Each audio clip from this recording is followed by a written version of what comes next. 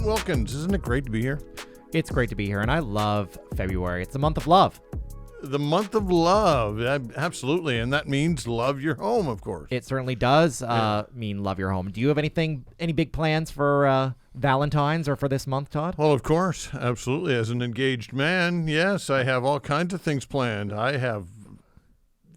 I can't even let you know what I got planned. Okay, it's top secret. Because if I let you know, then other people will have to live up to it. I'll be setting the standard, and I don't want to do that. I know that's a tough one. I think we need to keep this as an equal playing field. Exactly. And we've made it through January. January can be a really tough month for people. Mm-hmm. We talked about Merry Dettmas. We're through that, and now we're really going to be talking about love your home.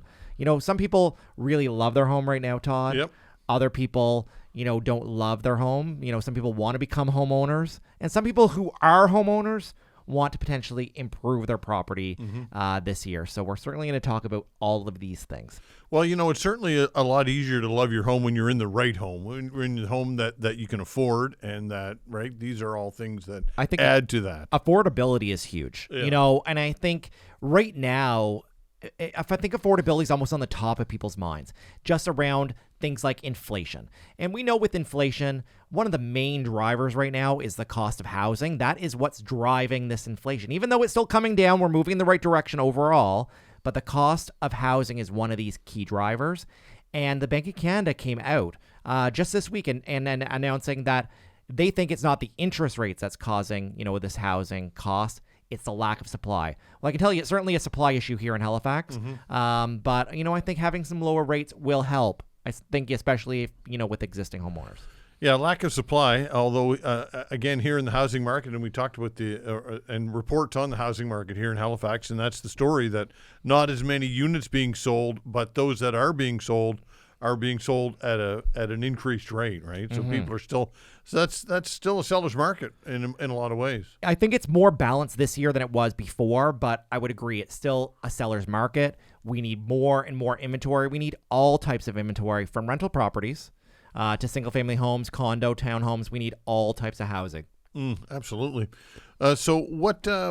When it comes to the market and to what are you hearing from your customers when it comes to interest rates and the Bank of Canada, what the Bank of Canada is doing? Are you hearing people starting to be more optimistic, or what are you hearing? I think people are certainly being more optimistic. Still, the rates are high, and we're in a plateau situation, and that's okay. I think people are cautiously optimistic that we're going to see the rates start softening, in the summer. I can tell you fixed rates certainly have gone down some, and we're seeing some, positive movement there, but we're still not out of the woods. And the one thing the governor of the Bank of Canada said is basically, we're done. I think if inflation's still going to go in the right direction, if inflation's still going to be going down, we're done with these increases.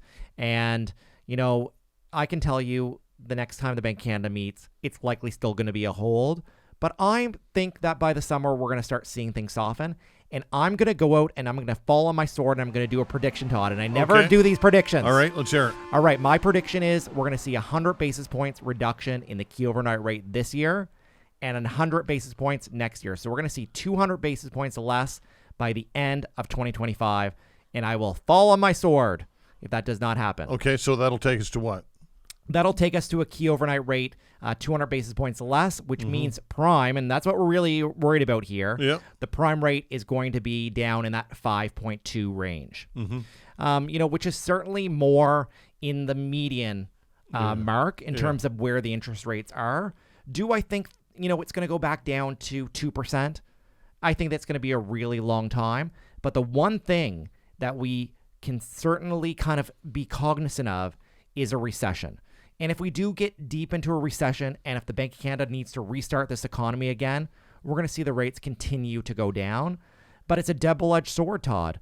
Lower rates, and if they're bringing these, rates down to stimulate the economy, this means we probably have had a lot of job losses, and the economy's not moving the way that it was before.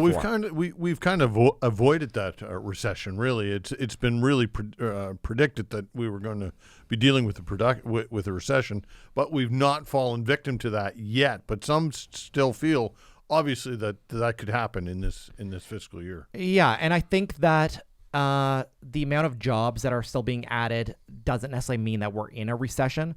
I think that certainly when we look at things like people's credit card payments and loan payments, these are starting to be slow. Mm-hmm. So, people, they're starting to see some cracks. And you know what? The cracks are really being driven by the cost of goods. And people are still employed by and large. So it'll be interesting to see, I think, what happens the next few months. Yep. And I think going into the summer, if the inflation is pointing towards that 2% rate, and I think if the Bank of Canada is certain that we're moving that direction, we'll start seeing some lower rates. All right, so speaking of loving your home and renovations and all that ties with that, obviously people who have the good fortune of having some money saved, or if they have a vehicle like a HELOC, which we've talked a lot about, quite a bit about, the HELOC, is that based on a fixed interest rate, or is that based on something variable? So a HELOC is a home equity line of credit, and oftentimes this home equity line of credit may be tied to your mortgage or maybe in a second position, a second registration on your home. Right. It's in a combination. We can go up to 80% of the market value of the property, but the actual HELOC itself is variable. Usually they're somewhere around prime plus 50 basis points, and typically with a home equity line of credit, you need to pay at least the interest only every month. There's not necessarily a principal payment requirement. It's certainly a great vehicle when you're doing renovations, but I think HELOCs are more maybe on that short-term borrowing. For the long run, and once you have those renovations done, it often makes sense to flip that home equity line of credit into a mortgage, so then you're in an amortized charge. It's a lot easier to stay honest when you have to make a mortgage payment every month. Right. So if people don't have a HELOC set up, or perhaps their savings aren't what they will and they'd like to improve their home, a refinance, remortgage, all these times are great opportunities. Yeah, refinance makes a lot of sense. Yeah. I can tell you a lot of people that are up for renewal are choosing to do a refinance versus just a straight renewal, even if they don't need the money right now, Todd. They're doing it because it's a lot easier to get access to credit when you don't need it.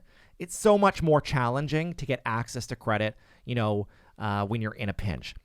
For example, if you started your renovations, you've run out of money, and then you suddenly need to, get access to some funds. If you need to do an appraisal of your property, lenders don't like lending on a property that's partially complete. So sometimes in these scenarios, if we're going to be doing a refinance for someone, we'll do it before they start the renovation and or when the renovations are complete. We never want to do it when you're in the middle of doing your work. Do you recommend to people, when possible, to have something like a HELOC in place if that's something? And again, it depends obviously on the client. Everybody's different. The popularity of HELOCs and these combination products of mortgage and HELOC have changed over time.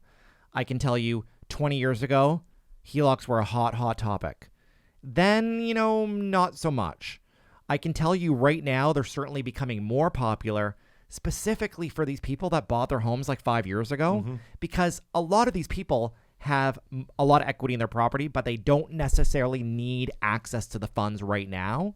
So what they're doing is they're doing the HELOC for when and if they need to access that credit. And then once they've done their work, oftentimes they're then rolling that HELOC back into mortgage. So I always say HELOCs are great as a security blanket, but it's not always the best vehicle for long-term borrowing. And the problem is that sometimes these HELOCs can be used as a forever plan. We see these people. They advance the HELOCs, they make their interest-only payments, and they never pay down the principal because you're not forced to. Some people are really great at saving. Some people are really good at paying down their debt. But by and large, it's tough unless you really are forced to pay it down.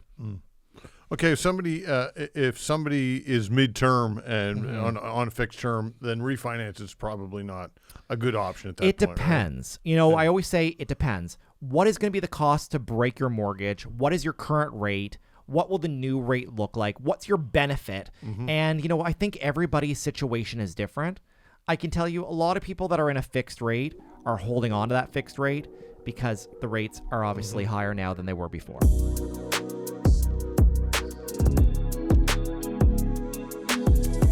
If you've liked what you've heard and you want to learn more, feel free to visit us online at teamclinton.ca.